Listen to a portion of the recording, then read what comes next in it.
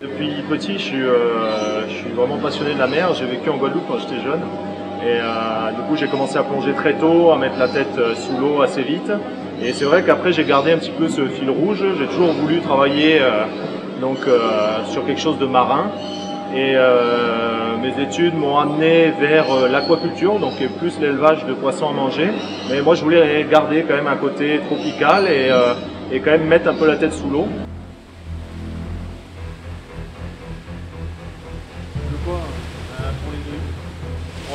On est au-dessus du bassin principal, donc c'est un des plus grands bassins fermés d'Europe. Et là, on est en train de nourrir les requins. On en a 10 dans le bassin et là, on va nourrir 9 requins. Ce sont les requins taureaux et les requins gris. 2 fois par semaine, on va apporter les plateaux avec du poisson, du calamar et tout un tas d'autres choses pour nourrir nos requins taureaux et nos requins gris que vous voyez juste en dessous. Chaque requin est différent, il y a plus de 500 espèces différentes, donc nos requins, nous, ils sont essentiellement piscivores. Les requins, généralement, sont potentiellement dangereux. Après, sont des animaux qui sont quand même craintifs.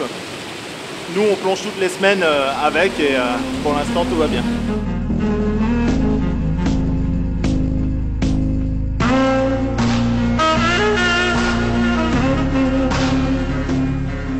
Le métier de soigneur, c'est assez varié. Parce que soigneur poisson, c'est vraiment une branche particulière parce qu'on a besoin d'appréhender le milieu en fait, dans lequel vit l'animal. Si vous avez un chat chez vous, bon, qu'il fasse chaud, qu'il fasse froid, c'est pas très important. Nous, on a besoin vraiment de contrôler la qualité de l'eau pour nos animaux. Donc c'est un peu plus global. C'est-à-dire que le soigneur de poisson, il va être amené aussi à faire de la technique, à donc, contrôler tout ce qui est filtration, stérilisation de l'eau. Donc toute la partie chimie qu'on a vue tout à l'heure. Il y a une partie pédagogique, donc on est amené à rencontrer les gens à travers des animations, des ateliers pour des classes. Et il y a une dernière partie qui est la partie plongée, donc qui fait partie de notre travail. Donc on va plonger essentiellement pour faire l'entretien, mais aussi c'est aussi un moment particulier pour permettre d'observer les animaux et de voir un petit peu des choses qu'on ne pourrait pas forcément voir derrière la vitre. Qu'est-ce qui reste? Il reste ça, c'est la canne chaude. Ça c'est pour les restes ce soir, je vais sortir de l'autre côté. Il y aura ça aussi à récupérer pour les donner aux gens, je vais le faire de suite.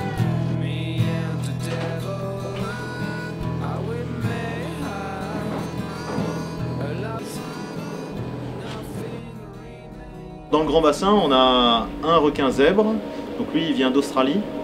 On a 5 requins taureaux, donc ceux-là ils nous viennent d'Afrique du Sud, et 4 requins gris. Après les requins taureaux et les requins gris, vous pouvez les retrouver en Méditerranée par exemple.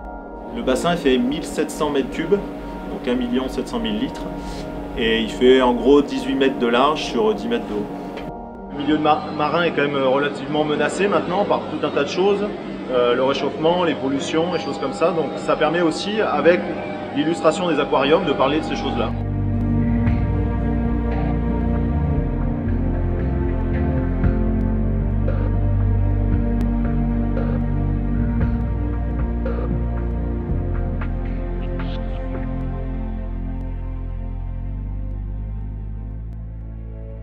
C'est quand même un très beau métier, c'est un métier où on est amené justement par sa diversité à faire plein de choses, notamment à transmettre un petit peu aux gens.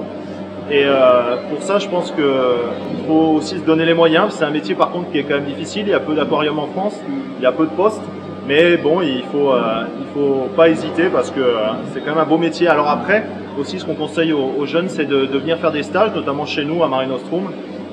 Ça permet de voir un petit peu le travail et ça permet aussi de commencer à se faire un petit peu connaître. C'est un métier justement où assez petit, donc voilà. Ce que je peux conseiller à un jeune, c'est de venir nous voir et venir travailler un peu avec nous.